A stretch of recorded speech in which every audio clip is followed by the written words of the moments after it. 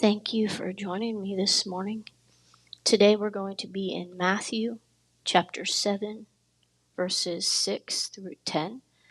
I have our suggested memory verse here, Matthew 7:7.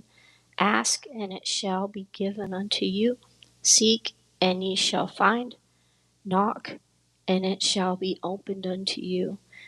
If you enjoy this, make sure you share this, like, and subscribe. And thank you so much for joining me this morning.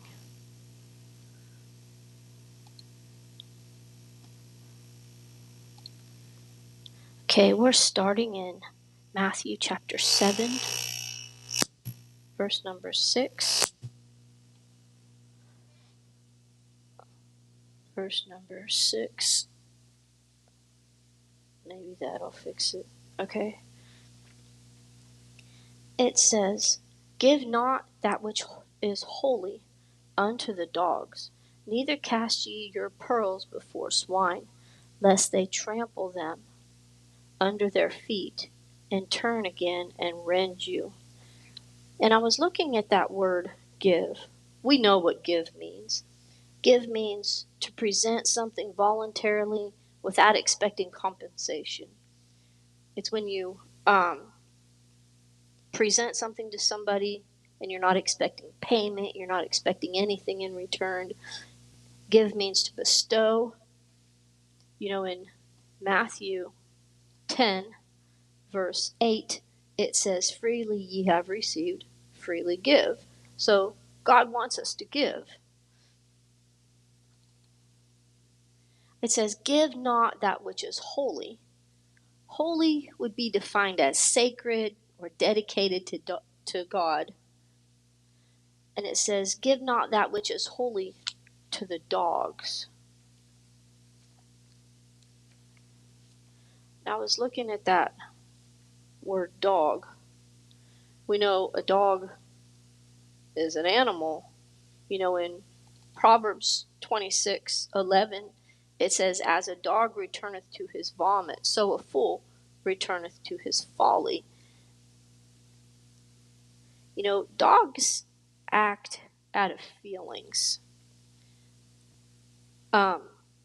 We shouldn't act out of feelings. Dogs act out of hunger or fear or anger, but we're not like a dog. We should act out of love.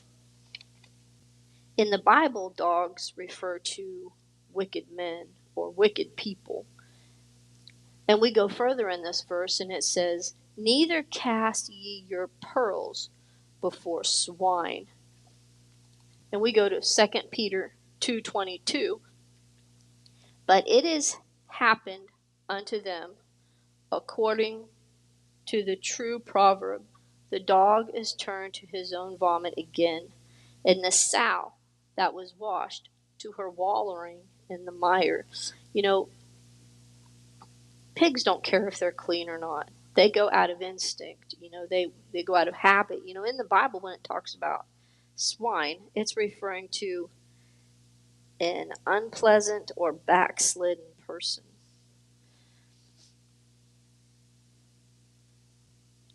Okay, so this is saying, don't give your important things to wicked people or unpleasant people. We go back to this verse, neither cast ye your pearls before swine. I was thinking of a baby. We feed our newborn babies milk. That's all they can handle. When they turn about 5, 6 months old, we start introducing baby food. We might introduce baby cereal a little earlier than that. Around 10 or 11 months old, we start giving them less baby food. We start giving them table food. Also, at about 11 months old, we start limiting their bottles, because we don't want them to be on the bottle forever. They only get it at maybe nap or bedtime. And about a year old or 13 months old, we just take away the bottle completely. But on the same token, if we try to give that baby food, that table food, to a newborn, they can't handle it. They're not ready for it. They'll reject it. They don't understand it. They don't know what it is. And this is like people. We share the gospel, but we only give them a little at a time. When they're ready to digest that, then we start giving them, more or deeper things. Give not that which is holy to the dogs. Neither cast ye your pearls before swine. They don't know what it is. They can't handle it. Animals are never going to get to that point. They're not like humans. And it says, lest they trample them under their feet and turn again and rend you. Now I was looking at that word trample. Trample means to stomp heavily or noisy, to tread on, to crush. They reject it. And there's that then there's that word rend, and turn again and rend you. To rend something means to tear something, to split something apart forcefully. Of course, swine is never going to appreciate jewelry. They don't understand their value. All animals care about is eating and staying warm. Pearls mean nothing to them. If we try to explain deep things of God to the unsaved don't understand it. Sinners are going to act like sinners. First they have to acknowledge that they need to be saved. Then we gradually go from there. We can't expect them to understand things that have never been presented to them before. It takes time. This doesn't mean we don't tell them. We need to tell them. We just need to do it a little bit at a time. Don't get mad at sinners for acting like sinners. God wants us to tell them. We don't reject them just because they don't understand it right away. In Luke 14:16, then said he, and this is Jesus talking, then said he unto them, a certain man made a great supper and bade many, and sent his servant at supper time to say to them that were bidden, come, for all things are now ready. And we read how they made excuses. They refused to come. And so the servant came and showed his lord these things. Then the master of the house, being angry, said to his servant, go out quickly into the streets and lanes of the city, and bring in hither the poor, and the maimed, and the halt, and the blind. And the servant said, Lord, it is done as thou hast commanded, and yet there is room. We did that, and there's still room, Lord. And in verse 23 it says, and the Lord said unto the servant, go out into the highways and hedges, and compel them to come in, that my house may be filled. Jesus isn't saying don't preach the gospel. He wants us to tell everyone. He's saying some will reject to hear it. And we go to Matthew 10, verse 14. And whosoever shall not receive you nor hear your words, when ye depart out of that house or city, shake off the dust of your feet. We need to tell everyone. We need to give everyone a chance. We don't give up on a baby because they can't handle meat. We give them what they're able to digest. And it's the same with people. We don't just give up on them because they aren't able to comprehend. We still present the gospel to them. If a baby's hungry and we give him meat, he's going to get mad. He doesn't know what that is. That won't help him. He can't eat meat. People may get angry because we tell them about Christ for the same reason. They don't understand that the word will help them. And then we go to Matthew 7:7. And this is my suggested memory verse this week. Ask and it shall be given you. Seek and ye shall find. Knock and it shall be opened unto you. To ask, what does ask mean? Ask means that we present a request. We request something. To seek is a little bit more persistent than asking. We don't just ask, we're more persistent. We search for it. It says, seek and you shall find. And then there's that knock. A knock is deep persistence. When do you knock on a door? We knock on the door when it's closed. Think of a door.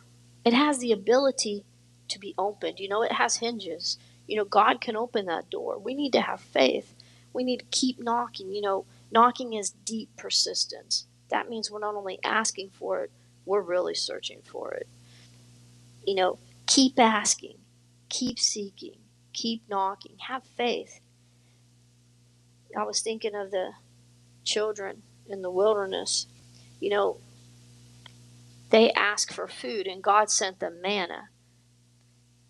He sent the manna daily. He just gave them enough for that day. He didn't just give them all of it at once. He didn't give them 40 years of manna at once. They got a little bit every day. And we go to verse 8. For everyone that asketh receiveth, and he that seeketh findeth, and to him that knocketh it shall be opened. I was thinking of Elijah in James 5:17. Elias was a man subject to like passions as we are, and he prayed earnestly that it might not rain, and it rained not on the earth by the space of 3 years and 6 months. Elijah prayed, he asked, he knocked, he pressed in, he was persistent, and God answered his prayer. He prayed earnestly. We go to Acts 12:15. Peter therefore was kept in prison, but prayer was made without ceasing of the church unto God for him. They pressed in, they prayed for Peter. And behold, the angel of the Lord came upon him, and a light shined in the prison, and he smote Peter on the side, and raised him up, saying, Arise up quickly. And his chains fell off from his hands. They prayed earnestly, and God delivered Peter out of the prison. We need to pray. We don't just pray once and give up on it. We need to ask. We need to seek, and we need to keep knocking. We need to pray earnestly like Elijah did. They kept asking. They kept seeking. They kept knocking.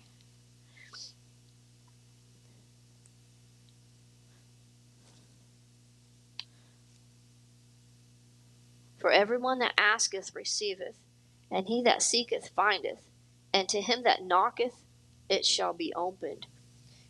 If we keep asking, we keep seeking, we keep knocking, it will be opened. But we can't just ask once and walk away. We have to be like they were for Peter. The church prayed earnestly for Peter.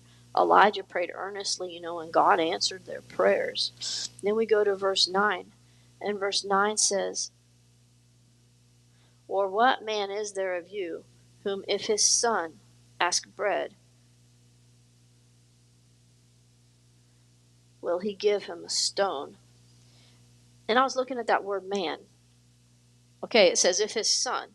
Okay, well, if a man has a son, that means he's a father. Okay, so he's talking about fathers here. He's talking about mothers here. Bread. Bread, we know, is of the grain group. We ask for bread when we're hungry. Elijah asked the widow to make him bread. And it says, will he give him a stone? A stone, as we're all aware, stones have no nutritional value. We don't eat stones. In fact, if we eat stones, it will actually hurt us. Our bodies can't digest it. We may choke on it. If our son asks for food, we're not going to give him something that will hurt them. We know what our kids need. We know how to take care of our kids. We make sure our kids are fed. Or if he asks a fish, will he give him a serpent? Fish also are food. They're high in protein. Fish are of the meat group. A serpent, we are well aware, can be harmful. About 725 species of snakes are venomous, and about a third of those, about 250 species of snake, can kill a human with the first bite. Even a dead serpent can bite for hours. If our son asks us for meat, we're not going to feed them something that will hurt them. We know how to take care of our kids, and if we know how to take care of our kids, we can rest assured that God knows how to take care of us, and that God really cares about us. I have a puzzle for you, just for fun. Thank you for watching me today.